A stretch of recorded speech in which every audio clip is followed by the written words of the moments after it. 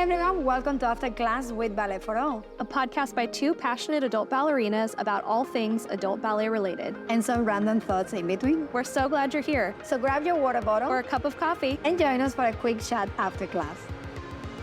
Hi Elena, how are you? Good, and you? Doing well. In today's class, we were talking about, so you guys had questions about different type of shoes, and you all turned to me like, oh, the professional will know about the shoes. But the reality is, and this will be a shock to everyone, even as a professional dancer, this is a very new territory for me. Like the differences of type of demi shoes and point shoes and all that. Remember, I come from Cuba. Like although I've been out of Cuba for 10 years, yeah, it's still very new to me that how many options you all have out here. So today we're going to go over, Hannah, I think it's a good idea to go over the different type of shoes that we can choose. Hannah has a little bit more experience than me, believe it or not, in a year and a half, 2 years, she's investigated it all and she tried them all. Almost.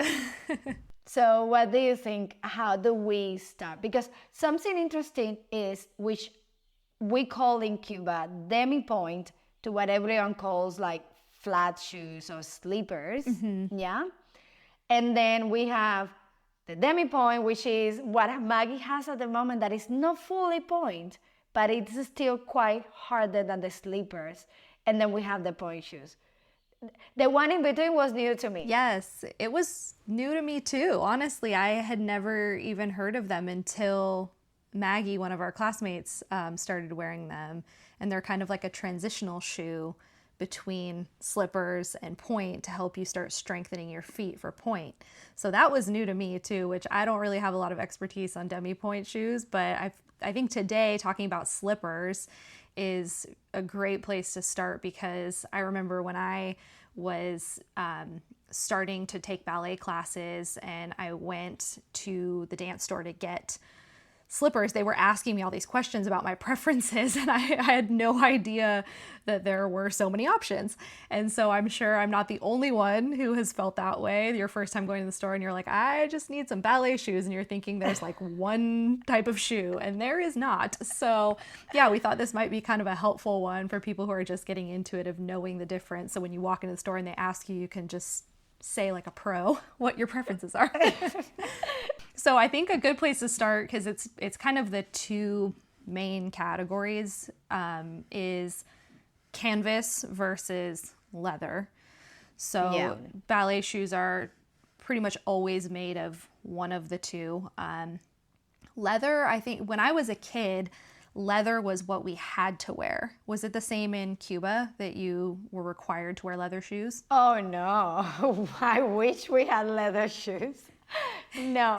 So in Cuba, it's interesting, but everything we always had, at least in my school, like the vocational schools away from the capital, we had donations. It came from China, it came from Italy, it came from different brands, but we were basically given what fit on your foot. So whatever we got donated that year, that month, it will be the shoes that they will give to the students. Always remember, everything was for free for us. So we were very privileged on the sense of having everything for free, but then like everything is not perfect, so we couldn't be fitted and choose what we wanted.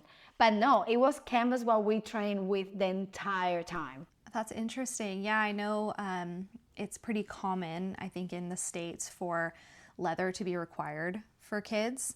And then canvas was kind of something that I didn't really see until I came back to ballet as an adult.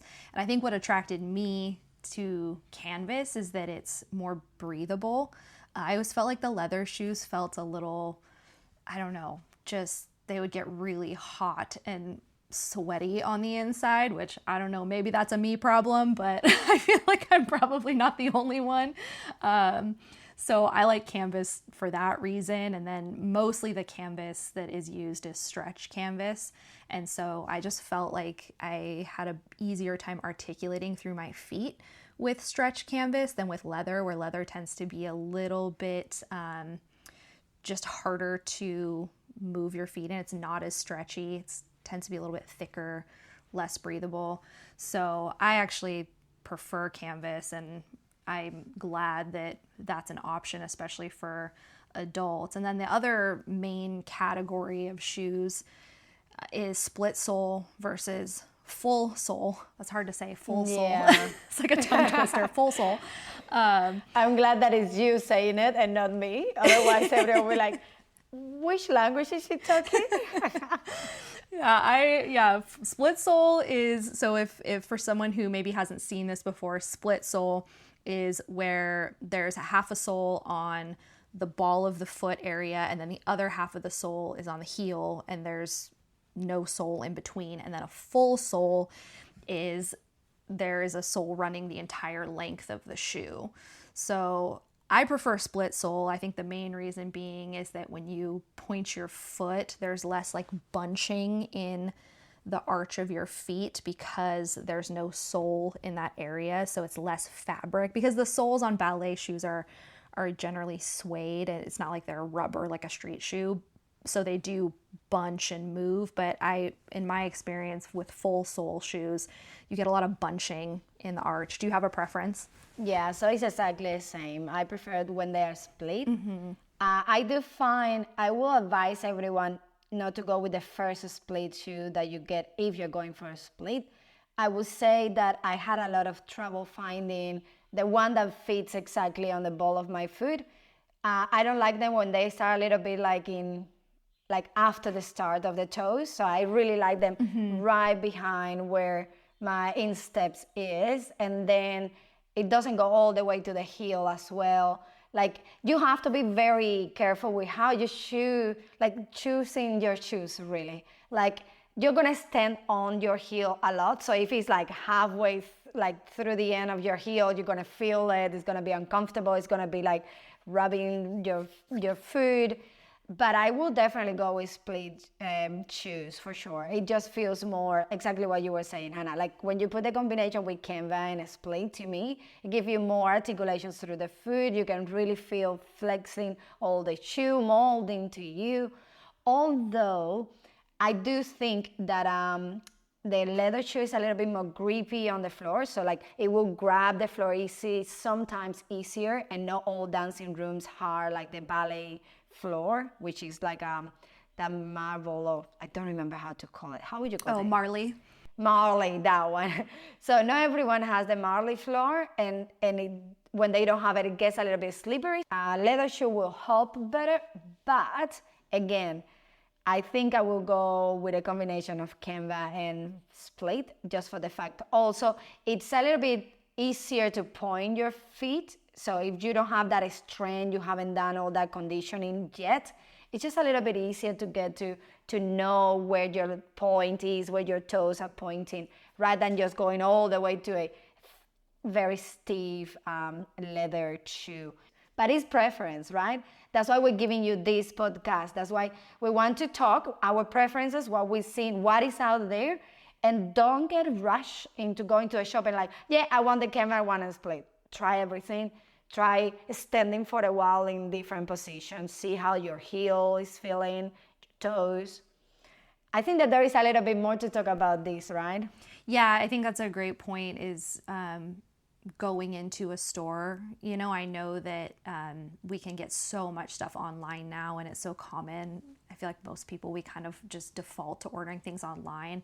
But similar to when we talked about in the episode where we talked about leotards, I think especially your first few pairs, going into a store to let them fit you and to see what your preferences are, because it's really hard to guess at what you're going to like or not like without actually trying them on.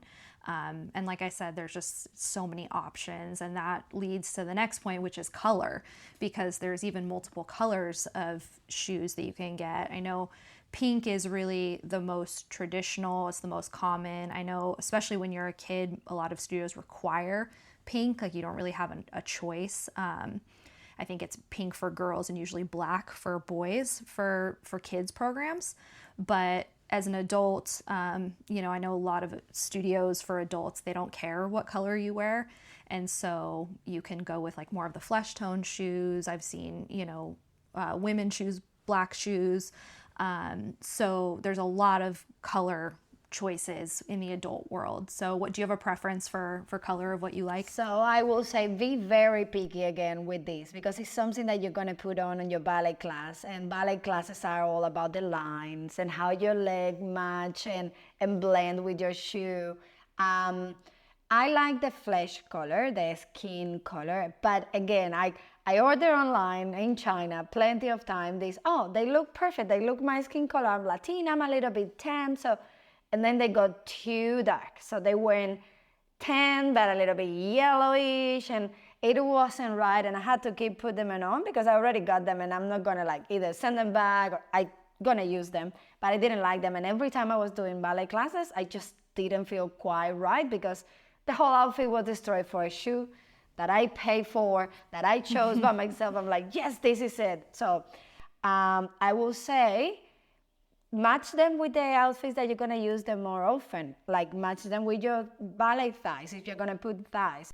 I agree. I think, kind of thinking through what your preferences are. I know that, some people like wearing pink tights. And so I think if you're going to wear the pink tights, having the pink shoes is nice because it keeps the leg line long. There's no break at the point of your foot. But I know some people like to wear either flesh colored tights or no tights. If you're wearing like bike shorts or leggings or something like that.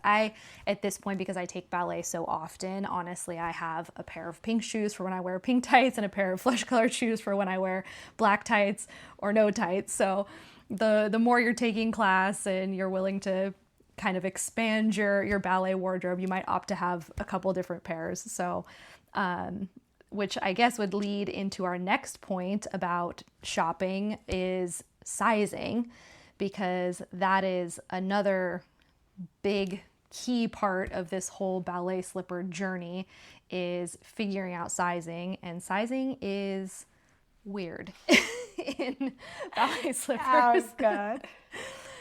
It is so weird. Like, go and try the shoe. Make sure that they explain you the different sizes, A to D. So what does that mean, Hannah? The A and up to D. Yeah, so this was one of those things when I first went in to get shoes, and they asked what size, and I told them, I was like, street shoe size, I can tell you that. And then they asked me for width, and I didn't even know, because in street shoes there's usually not, multiple width options, but in ballet shoes they have width choices, so it's usually A to D. Sometimes I'll notice when I order online they don't have A, it starts at B and is like B, C, D, and those are the width indicators. So A is narrowest, D is widest. So it's nice because it gives you a little bit more customization with the size of your shoe, because obviously not everyone's foot is the same width. So if you have narrow feet, you can go down for more of like an A or a B, and if you have wider feet, you can go C or D. If you are ordering online and you're going off of measuring your foot, you want to measure at the widest part of your foot to determine what your letter is. But yeah, they do have that different widths, and if you are going to order online, making sure that you're really looking at the size chart, because I know for me, like, I'm almost 2 full sizes different between my street shoes and my ballet shoes. Like, I'm a 6.5 US sizing for street shoes, and I'm like a 4.5 or a 5 in ballet shoes. So it really varies. So definitely, again, like we said earlier, going in the store to try them on, I think is the best way to start and get that frame of reference. Then you're not dealing with like sending them back and forth and delaying. And then if you are going to go for it and do online, definitely read the size chart. And the size chart varies by brand too. So just because you're, maybe a 5 in one brand, like there are certain brands where I'm a 5.5 and then I'm a 4.5 in a different one. So it's really, I don't know why it has to be so complicated, honestly, but it is. Like, they just should all come to a consensus, like, okay, people, we are the ballet brands. Let's all decide the same. But yeah, here in Australia, like, I was the sizes of normal clothes, I was like an XL in China, and here I'm extra small, so I'm in an XS here. I'm like, what? but that's obviously from where I come from. Everyone is very petite and thin in China. And I was like an M and L, so medium, large, or extra large, depending. So you can imagine how much is going to change with the size of the ballet shoe, which is meant to be tight on your feet and all that. So from my experience, the brands that I would recommend are Energetics, which is an Australian brand. I was sponsored by them for a time, like close to a year. No anymore, but seriously, I trust their products. Like their shoes is what I wore for like a year, and I only used one of the demi point shoes an entire year, leather shoes, and it was just, it lasted forever. And again, I'm not sponsored by them anymore, but I still go and buy their stuff because it's really good quality. They are in the US, if I'm not wrong. They have a shop around there. It's a little bit pricey compared to other brands, but still, like when you want to have something that lasts, that would be a good option. I also tried Sodanza, which I think they are Brazilian or Portuguese, and they're really nice shoes. But I tried the shoes. I don't remember the type of shoes that I tried. Again, I bought them online in China, and they were really nice. They were spot on to the size that I ordered for. So what about you, Hannah? What would you recommend as brands? Yeah, I love Sodanza. I like their Bliss model is what it's called, and I think it's one of their top sellers, and it is a little bit pricier than like Block or Capezio, at least in the stores by me. But I have narrow feet, and I feel like it's a really good fit for narrow feet. Sometimes with some of the other brands, I feel like there's excess fabric, and with the Bliss model of the Sodanzas, I feel like they just really hug my foot. I tend to get, they are a stretch canvas split sole because I'm the same as you. That's my preference, and I really like them. They come in a few different color variations, and then they have like flesh tone pink, ballet pink, a few different flesh tones, and I think they also have black. I'm not sure if they have white. That's probably my favorite. And then I also like the Block Performas. Those are also stretch canvas split sole, but they are a little bit wider, and I don't feel like they have that same really nice snug fit, and the canvas isn't as stretchy as the Sodanzas. But yeah, I think both of those are really good brands if you are going to go in the canvas split sole direction. I honestly can't even give a recommendation for leather or full sole because I don't wear them. And so if you have a good recommendation, you can feel free to let us know, and we'll promote that. But I don't think either of us wear them, so I really wouldn't even know where to start with that. But I think Energetics, Sodanza, and Block are all three like reputable brands that make good quality products, and so you really can't go wrong with any of those brands. Definitely. So this has been very interesting, Hannah. I think we should promote you to, like, we need to find a way for you to do a ballet shoe fitting course for sure. Like, you have such a good like explanation of everything, so I definitely trust your judgment on all these. Well, thank you. One of my dreams is to get certified to be a point shoe fitter. Point shoes is like a whole other conversation that I'm sure we'll have at some point on an episode. This is just talking like ballet slippers. Point shoes is its whole own thing, but I love shoes. I love street shoes. I love ballet shoes. I love point shoes. I'm like, give me all the shoes. Salsa shoes too. I can't imagine. Oh my gosh. Forgot about salsa shoes. My gosh, that's a whole... I used to have a bin of salsa shoes. Like when I married my husband, he was like, what is this, when we were moving into the same house together, because I like roll up with all my stuff, and he's like, what's in this bin? I'm like, oh, that's salsa shoes. He's like, an entire bin of salsa shoes? I think I at one point had like 15 pairs, and they're all bedazzled and sparkly, and it was ridiculous, but that's lovely. I love it. I think we should leave the links in the description of this video about like the shoes we tried, the brands that they come from. Thank you so much for today's podcast. It was really interesting, Hannah, right? I loved it. Yeah, this was a fun one to talk about, and hopefully it's helpful for people as you're navigating the crazy world of ballet shoes. Definitely. We're gonna see you in our next podcast, in our next episode. Bye, guys. Thank you for listening to After Class with Ballet for All. Join the community on YouTube and Instagram, or come dance with us, our weekly Zoom classes for adult ballerinas like you. Links included in the episode description. Special thank you to our sponsors. See you next time after class. Podcast produced by Mission Bridge Media.